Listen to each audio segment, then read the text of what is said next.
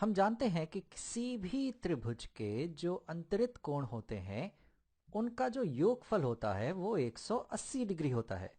तो यहाँ पे मैं ले लेता हूँ कि समझो कि ये कोण है ए, ये कोण है बी और ये वाले कोण का मान हम ले लेते हैं सी।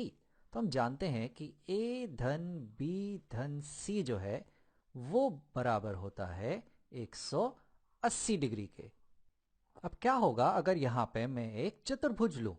तो यहाँ पे मैं किसी भी आकार का एक चतुर्भुज ले लेता हूं। तो ये एक चतुर्भुज हो गया। अब इसके अंत कोणों का, इसके अंतरित कोणों का योगफल क्या होगा? तो यहाँ पर इस चतुर्भुज को मैं इस प्रकार से देख सकता हूं। अगर मैं यहाँ पे एक रेखा खींच दूं तो ये जो रेखा है ये दरअसल इस चतुर्भुज को दो त्रिभुजों में बांट रही है।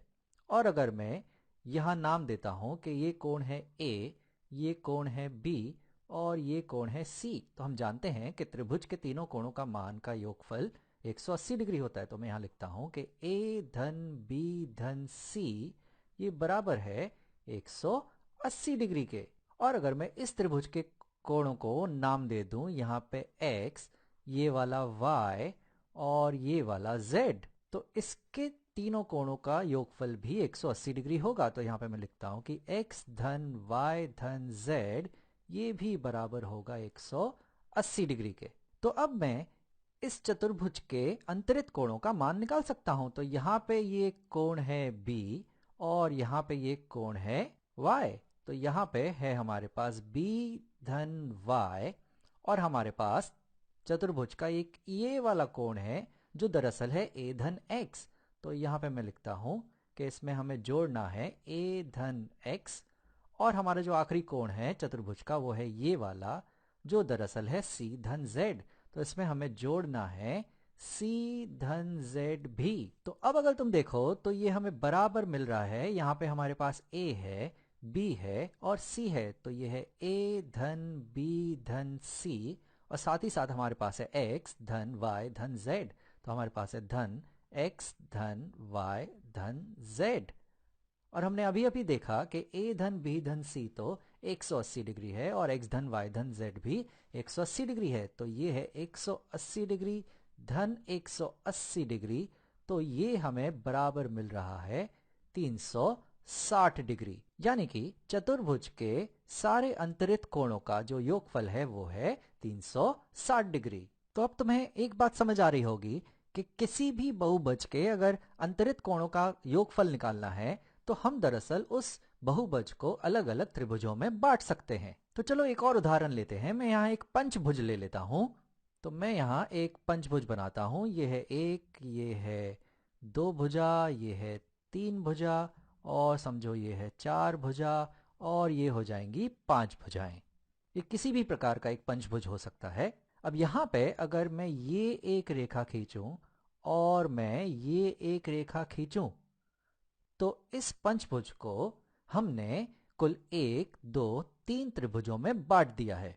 ध्यान रहे ये तीनों त्रिभुज अलग अलग हैं जो मिलकर एक पंचभुज बना रहे हैं।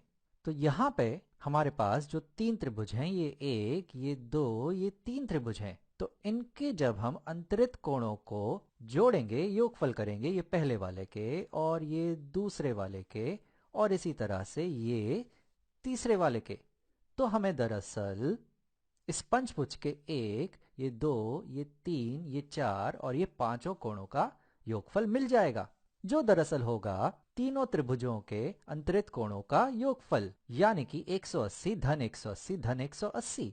यानी कि ये जो होगा वो हमें मिलेगा 3 गुणा 180 डिग्री। तो पंचभुज के सभी अंत कोणों का मान होता है 540 डिग्री। तो यहां पर मुझे एक बात दिख रही है कि एक त्रिभुज में बनता है एक त्रिभुज, जो सीधी सी बात है। एक चतुर्भुज में बन रहे हैं दो त्रिभुज, पंचभुज में बन रहे हैं तीन त्रिभुज। हो सकता है कि छठभुज में बने चार त्रिभुज, क्योंकि अगर तुम देखो तो यहां पर ये जो चार भुजाएं हैं चतुर्भुज में उससे बन रहे हैं दो त्रिकोण। तो हो सकता है कि चार भुजाओं से दो त्रिकोण बने और उसके बाद जितनी भी भुजाएं जुड़ती जाएं उससे एक एक त्रिकोण और बनता जाए। तो यहाँ पे अगर तुम देखो तो यहाँ पे हमारे पास है ये एक भुजा और ये है दूसरी भुजा, ये है हमारी तीसरी भुजा और ये है चौथी भुजा। तो इन दो भुजाओं से बन रहा है ये एक त्रिभुज और इन दो भुजाओं से बन रहा है ये एक त्रिभुज। तो दो त्रिभुज बन गए और ये जो एक और भुजा यहाँ पर है उससे एक और त्रिभुज बन रहा है। तो चलो देखते हैं कि छठ भुज में भी ऐसा होता है क्या। तो यहाँ पर मैं बनाता हूँ ये एक भुजा, ये दो भुजा, ये तीन भुजा, ये चार भुजा, ये पांच और ये छह भुजा। तो यहाँ पे अगर हम देखें तो ये एक भुजा और ये दो भुजाओं से एक त्रिभुज बन रहा है ऐसे, और ये तीसरी भुजा और ये चौथी भुजा से एक और त्रिभुज बन रहा है। तो देखो चार भुजाओं से बन गए दो त्रिभुज और यहाँ पे ये दो भुजाओं से और दो त्रिभुज बनेंगे। तो यहाँ पे अगर मैं ये जोड़ दूं तो यहाँ पे ये एक भुजा से एक त्रिभुज और ये दूसरी भुजा से दूसरा त्रिभुज। तो ये हो गए कुल चार त्रिभुज छठ भुज में। तो छठ भुज के अंतरित कोणों का मान होगा 4 गुणा 180 डिग्री, यानी कि ये होगा 720 डिग्री। अब यहां पर मैं कितने भी भुजाओं वाला बहुभुज लूं और उसमें अगर यही आइडिया लगाने की कोशिश करूं तो क्या होगा। तो समझो मैं यहां लेता हूं n भुजाओं वाला बहुभुज जिसकी n भुजाएं हों। तो उनमें से जो चार भुजाएं होंगी वो तो हमें दो त्रिभुज बनाने में ही लग जाएंगी। तो मैं यहां बनाता हूं ये एक भुजा, ये हो जाएगी दूसरी भुजा, ये हो जाएगी तीसरी भुजा और ये हो जाएगी चौथी भुजा। तो ये जो चार भुजाएं हैं ये एक और ये दो त्रिभुज बनाने में ही लग जाएंगी। और उसके बाद जितनी भी भुजाएं यहाँ पे आएंगी वो सारी की सारी एक एक त्रिभुज और बनाएंगी। तो यहाँ पे मैं बनाता हूँ ये एक, ये दो, ये तीन, ये चार, ये पांच और ये छह भुजाएं। चलो मैं छह भुजाएं और बना लेता हूं। तो अब हर एक भुजा से एक एक त्रिभुज और बनेगा। तो ये वाली भुजा से बनेगा ये वाला त्रिभुज, ये वाली भुजा से बनेगा ये वाला त्रिभुज, ये वाली भुजा से बनेगा ये वाला त्रिभुज, ये वाली भुजा से बनेगा ये वाला त्रिभुज और ये वाली भुजा से बनेगा ये त्रिभुज और ये आखिरी भुजा से तो ये एक त्रिभुज बन ही गया है। तो यहां मैं देखूं तो कितने त्रिभुज बने हैं।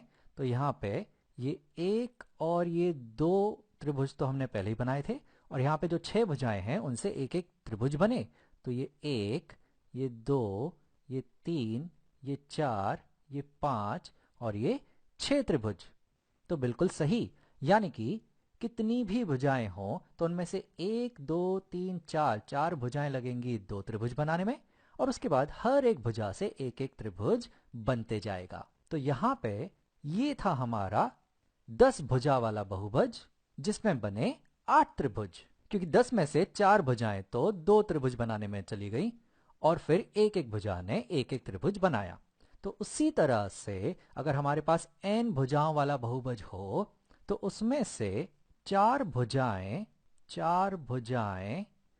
तो चली जाएंगी दो त्रिभुज बनाने में, चार भुजाएं चली जाएंगी दो त्रिभुज बनाने में और उसके बाद जितनी भी भुजाएं बचेंगी तो वो कितनी भुजाएं बचेंगी। तो उसके बाद बचेंगी हमारे पास n ऋण चार भुजाएं।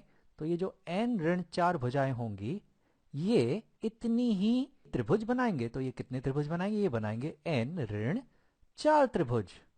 तो n भुजाओं वाले बहुभुज में कुल त्रिभुज कितने बनेंगे, वो बनेंगे यहाँ चार भुजाओं से दो त्रिभुज और n ऋण चार भुजाओं से n ऋण चार त्रिभुज। तो धन n ऋण चार त्रिभुज। तो ये बराबर हो जाएगा दो धन n ऋण चार यानी कि n ऋण दो, यानी कि n भुजाओं वाले बहुभुज में कुल बनेंगे n ऋण दो त्रिभुज। तो मैं कह सकता हूं जो कुल कोण का जो मान होगा वो बराबर होगा n ऋण दो गुणा 180 डिग्री, क्योंकि हर त्रिभुज से मिलेंगे 180 डिग्री। समझो कि मेरे पास एक बहुभुज है 102 भुजाओं का, तो जो n होगा वो होगा 102 और जो कुल कोण का जो मान होगा अंतरित कोणों का जो कुल योगफल होगा वो बराबर होगा n ऋण 2, यानी कि 102 ऋण 2 गुणा 180 डिग्री गुणा 180 डिग्री। तो यहाँ पर ये हमें मिलेगा 100 गुणा 180 डिग्री, जो बराबर हो जाएगा 18,000 डिग्री के। यानी कि इस 102 भुजाओं वाले बहुभुज का जो अंतरित कोणों का जो कुल मान होगा वो होगा 18,000 डिग्री।